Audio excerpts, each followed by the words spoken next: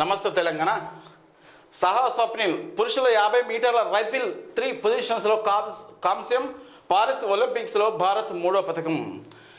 ఈ పారిస్ ఒలింపిక్లో జరుగుతున్న దాంట్లో మనకు ఈ భారతదేశానికి ఇప్పుడు 3 పథకాలు, అది కూడా 3 కాంస్య పథకాలు సాధించింది. గర్వకారణం. అదంటే 43 చిల్లర స్థానాలను మనం ఎప్పుడు first place, second place, third place ఇప్పుడు తెలియట్లేదు. ఇంకా చాలా ముందంజలో ఉండాలి మనం.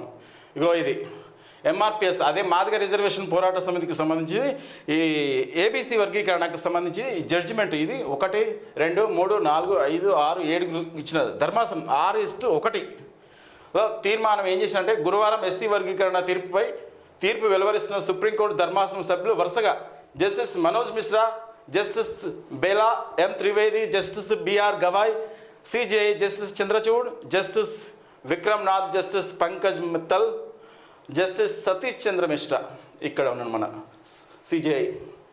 ఈ ఎస్సీ వర్గీకరణకు సుప్రీంకోర్టు పచ్చజెండా వేసింది. ఉపకులాల జయకేతనం. అత్యున్నత న్యాయస్థానము చారిత్రక తీర్పు. ఎస్సీ రిజర్వేషన్ ఉప వర్గీకరణ అధికారం రాష్ట్రాలకు ఉన్నది అని, ఎస్సీలో మరింత వెనుకబడిన వారికి ప్రత్యేక కోటా రాజ్యాంగబద్ధమని 6:1 మెజారిటీతో సుప్రీంకోర్టు రాజ్యాంగ ధర్మాసనం సుప్రీంకోర్టు సంచలన తీర్పు ఇచ్చింది. వర్గీకరణ ఆర్టికల్ 14, 341/2 ఉల్లంఘన కాబోదని సిజేఐ చంద్రచూడ్ ధర్మాసనంలోని 6 సభ్యుల తీర్పుతో విభేదించిన justice Bela Trivedi. SC ST రిజర్వేషన్లోను క్రిమిలేయర్ అభిప్రాయపడిన జస్టిస్ గవాయ్ 2004 నాటి 5 సభ్యుల తీర్పునకు పక్కన పెట్టి తాజా ధర్మాసనం తదుపరి మార్గదర్శకాలకు అనుసరించాలని ప్రభుత్వాలకు న్యాయస్థానం సూచన. 565 పేజీల సుప్రీం తీర్పు 3 దశాబ్దాల పోరాటాన్ని వనగూరిన విజయం. Okay, congratulation. ఎందుకంటే చాలా మంచి నిర్ణయం వచ్చింది. రెండోది ఏంటంటే, ఎస్సీ ఎస్టీ రిజర్వేషన్లో క్రిమిలేయర్ని కూడా పాటించాలంట. అంటే అలా ఎస్సీ ఎస్టీలలో కూడా క్రిమిలేయర్ అంటే డబ్బులు ఉన్నత స్థాయి వర్గాలకు కాకుండా అట్టడుగు పేదవాళ్ళకి ఇవ్వాలన్న ఉద్దేశంతో వాళ్ళు కూడా ఒక సూచన చేసిరు. అది కూడా పాటించాలి. అసలు ఫస్ట్లో అయితే కమిషన్ ఏం చేసిందంటే, లోకల్ కమిషన్ అయితే మాల సామాజిక వర్గానికి ఎస్సీ జాబితాతో తొలగించమని చెప్పింది. తొలగించమని చెప్పింది. ఓన్లీ మొత్తం మాదిగ వాళ్ళకి ఇవ్వాలన్నట్టుగా మాట్లాడింది. కానీ అది రాలే. ఇన్ని సంవత్సరాలు పోరాటం చేస్తే కానీ రాలేదు ఇది. దీన్ని కూడా ఇంప్లిమెంటేషను ఈ ఉమ్మడి రాష్ట్రాలు, ఇటు ఆంధ్రప్రదేశ్ ఇటు తెలంగాణ కూడా చేస్తేనే అవుతుంది. ఇంప్లిమెంటేషన్ కావాలి. ఆ గతంలో చంద్రబాబు నాయుడు చేసిండు. ఈడ మన రేవంత్ రెడ్డి అయితే యాక్సెప్ట్ చేసిండు. ఇద్దరు చెరువు రాష్ట్రాలు న్యాయవాదిని పెట్టి సాధించారు. ఓకే, అదంతా ఓకే.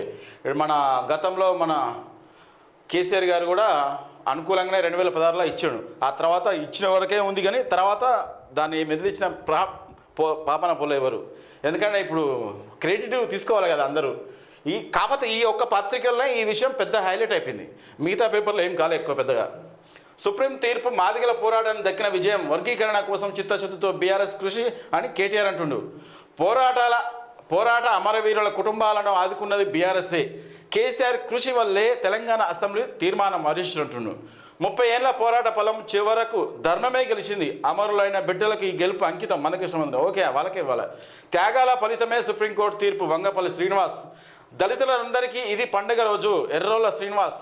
చారిత్రాత్మక తీర్పుతో వెలువడిన కులాలకు న్యాయం. వర్గీకరణ ఉద్యమకారులకు అభినందన. ఆర్ఎస్ ప్రవీణ్ కుమార్ సార్ అంటున్నాడు. ప్రస్తుత ఉద్యోగ నోటిఫికేషన్లో వర్గీకరణ తీర్పు వర్తించేలా ఆర్డినెన్స్ తీస్తామని సీఎం రేవంత్ రెడ్డి. ఓకే, సంతోషం. ఎందుకంటే ఇప్పుడు ఆల్రెడీ నోటిఫికేషన్ వెలువడిన దానిలో కూడా ఇంప్లిమెంటేషన్ కావాలంటారు.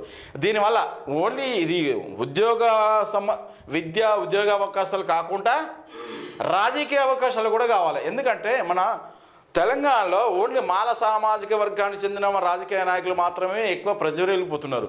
మాదిగ వాళ్ళకు ఎందుకంటే ఎంపీలు లేరు, ఎక్కువ లేరు, ఎమ్మెల్యేలు లేరు. దానివల్ల ఈ విషయం కూడా మన V6 వెలుగు మన వివేక్ వెంకటస్వామి కామెంట్ కూడా ఏమో అర్థం కావట్లేదు. ఇంతవరకు ఇవ్వలేదు. అద్దెంకి దయాకర్ కామెంట్ రాలేదు. మల్లు బట్టి విక్రమార్క కామెంట్ అర్థం కాలేదు. మల్లు రవి గారి కామెంట్ రాలేదు. ఎందుకంటే వాళ్ళు ఆ సామాజిక వర్గానికి సంబంధించిన వాళ్ళు కాబట్టి మరి జాగ్రత్తగా మాట్లాడతారో తెలియదు. కానీ ఇది అందరూ స్వాగతించవలసిన విషయము.